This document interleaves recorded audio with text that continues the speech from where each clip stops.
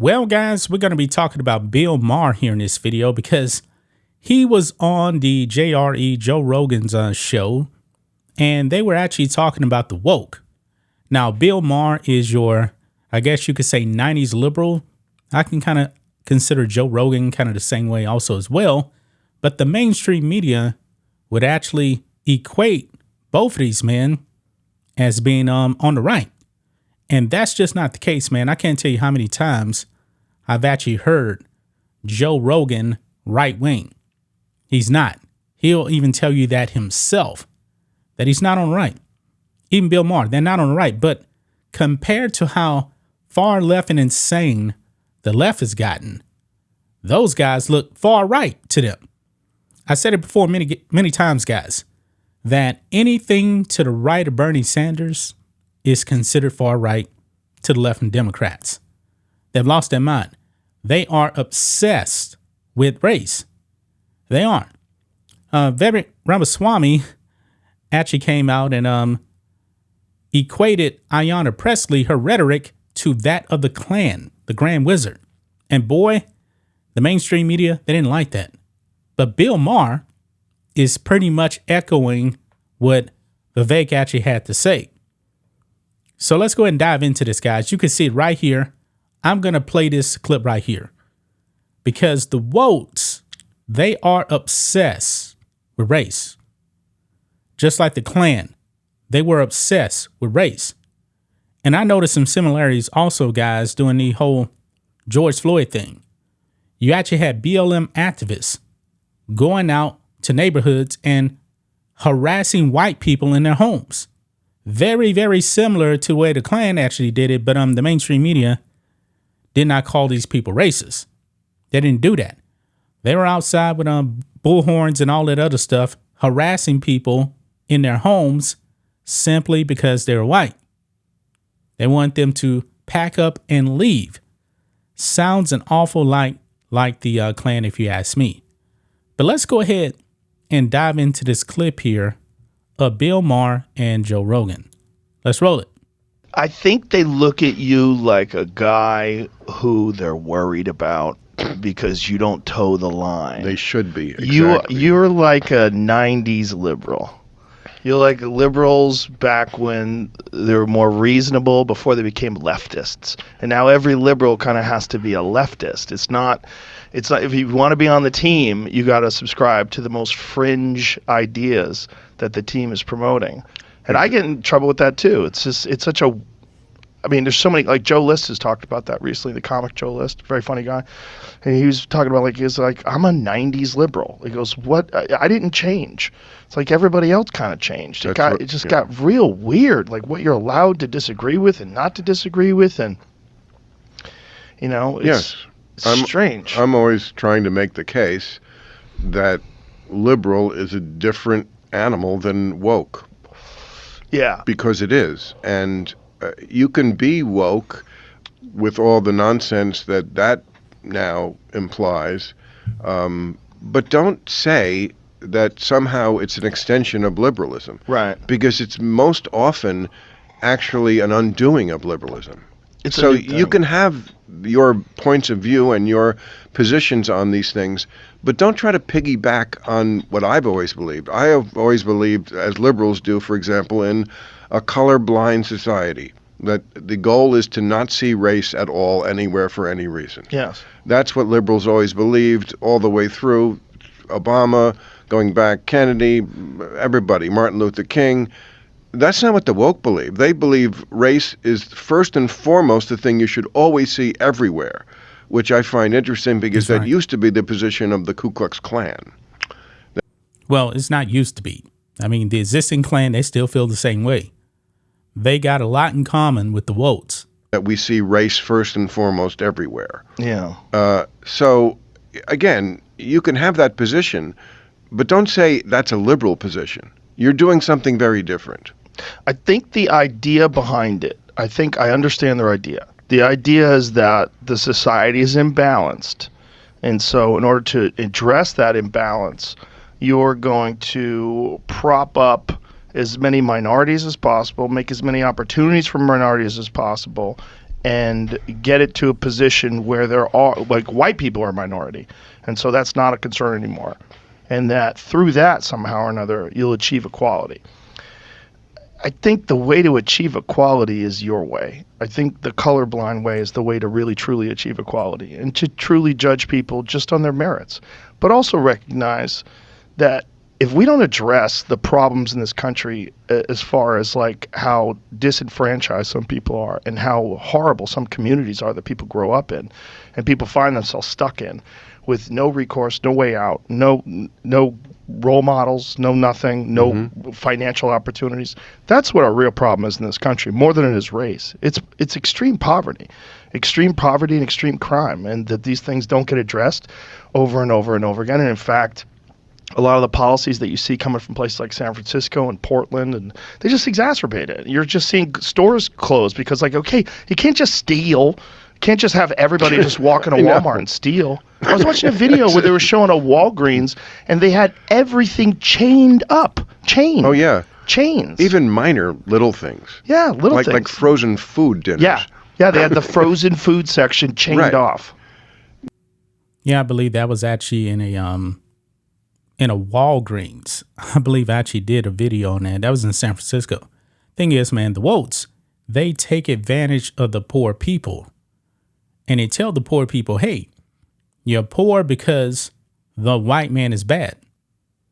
Not because you didn't actually apply yourself. You know, I didn't come up from a lot. Me and my friends, we didn't grow up with a lot. But guess what? We applied ourselves to better ourselves. And guess what?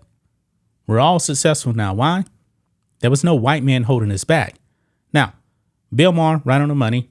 And he sounds an awful lot like Vivek Ramaswamy here, who actually called out the far left radical Ayanna Presley, because Ayanna Presley sounds an awful lot like a Klan member. Now look here, this is the clip here from about a week ago, where Vivek was actually on CNN, and CNN has to run cover for Ayanna Presley because CNN is woke also as well. Let's roll this. You took issue with comments from Congresswoman Ayanna Presley. She reportedly said, quote, "We don't need any more brown faces that don't want to be a brown voice." About that, you said, "These are the words of the modern grand wizards of the modern KKK." You know, I'm sure, the KKK was responsible for more than a century's worth of horrific lynchings, rapes, murders of black people. How in any way are the views you're talking about comparable to the views and atrocities committed by the KKK?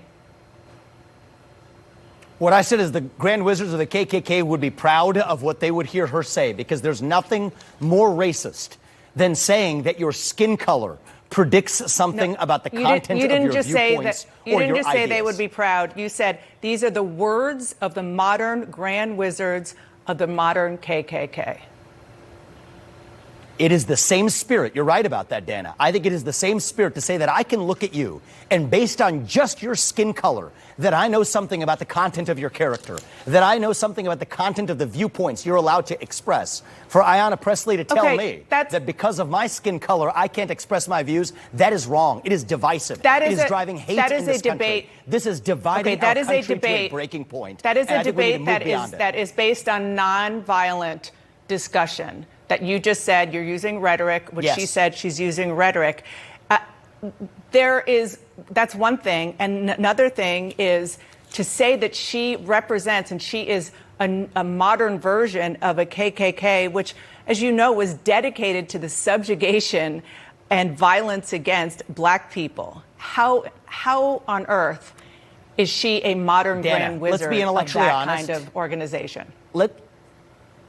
Let's be intellectually honest and get to the heart of what this debate ought to be about.